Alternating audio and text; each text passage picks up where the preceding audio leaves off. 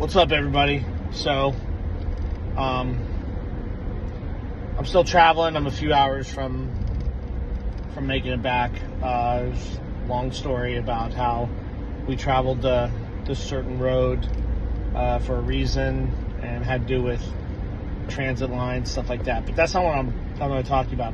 So people have reached out to me, okay? And I want you guys to understand something.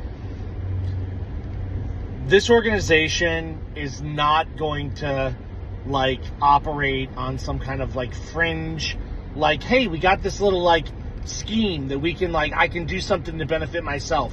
If you're thinking like that, you can just stay right where you are. Okay, that's not what this is for. It's not what this is about. I'm not going to say that there won't be variances for a property not where you live later when that opens up. But right now, that's not what this is about. Okay? The land that you're putting into the trust is the anchor point for the other members of your community assembly to be able to return territory law and common law back to your community. Okay? That's why the property must be owned in common, possessed, but held within a trust. The trust puts it in North America.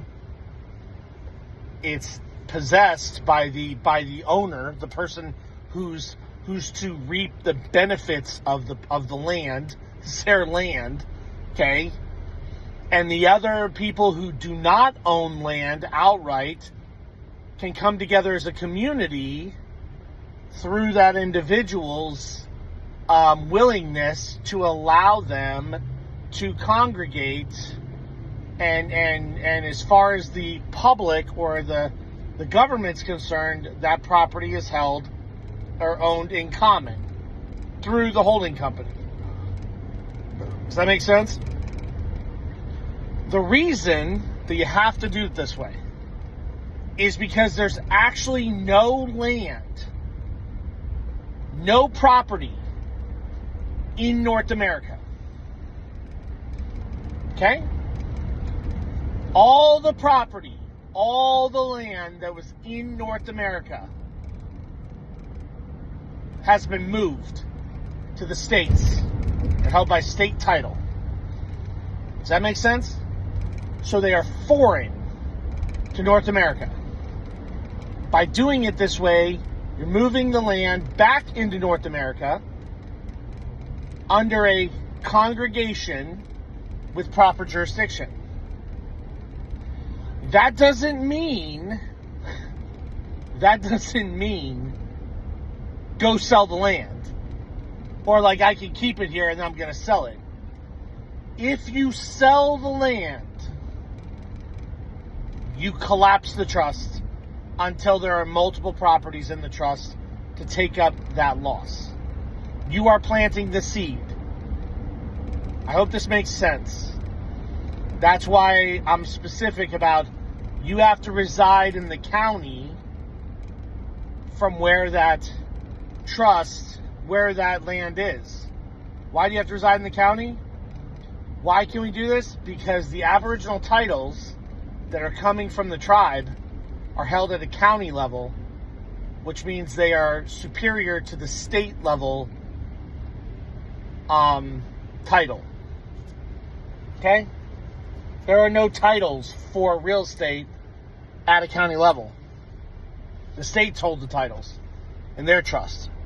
So by putting an Aboriginal title in, you are superseding the state title. Remember that thing about county home rule?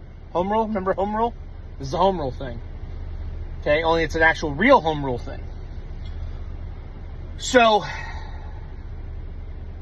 this is how you get the opportunity to bring the community into a different jurisdiction outside of the commissioners, outside of the school boards.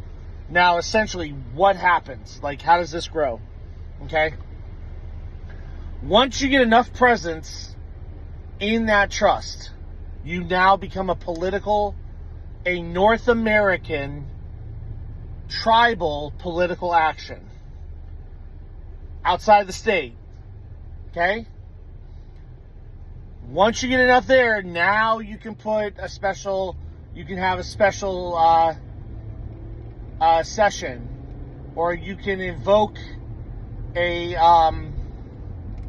you can do petitions. We're actually setting up a system where you'll actually be able to do petitions, and we will have your stuff vetted, where those petitions literally, like, you'll be asked a question for your community, and those petitions can be DocuSigned. Like, we're setting up that system.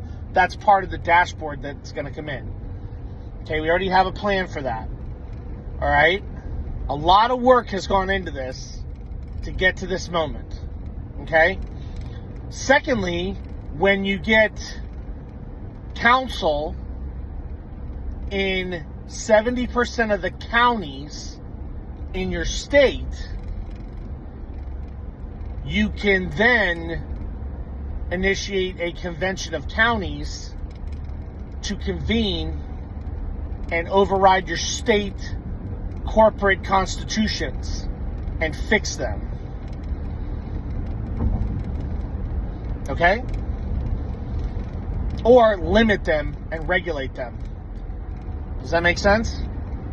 Once you get the majority of counties in a state, that state is now active at convention. Once state territory is now active at that convention. Once you get 70% of the states in the United States, you can now have a state territorial a convention of state territories, which is the convention of states that's actually in the Constitution, that the states of whatever and the legislatures cannot do. They don't have that authority. They don't have that jurisdiction. That's why they've never done it. Okay? I hope this explains. God bless. Godspeed.